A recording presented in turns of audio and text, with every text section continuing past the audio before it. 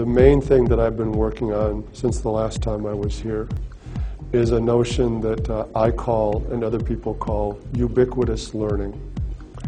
And by that we mean that learning is no longer, especially with technology and wireless connectivity, learning is no longer an experience or activity that's limited to formal educational institutions, but it's now happening in many places, in the home, in the workplace, in the coffee house, and for young people especially, the mobility and portability of these devices means that learning also becomes an anytime, anywhere activity. We traditionally think about the distinction between formal and informal education,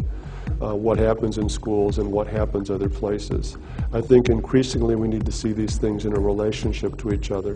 and to rethink school activities in relationship to what's happening in these other environments, and in the other direction,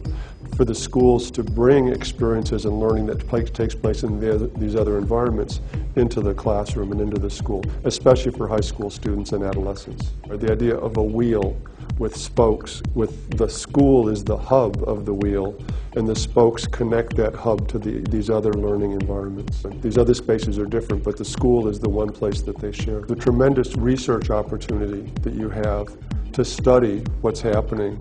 in this transformed learning environment and to look at new forms of learning, new ways in which students collaborate and work with each other, what it actually means to changing the process of learning when we put it in this ubiquitous, sort of multi-dimensional, multifaceted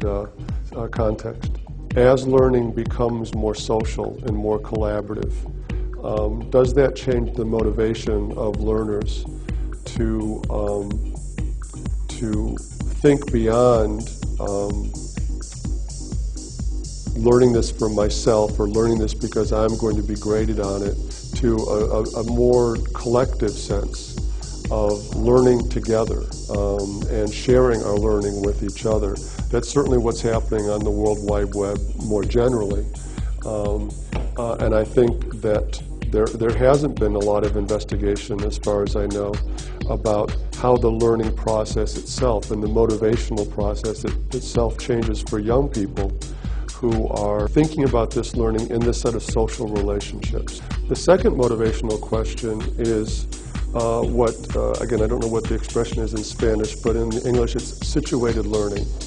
That is, learning in the context of situations or problems that one faces immediately, and then applying the learning that one takes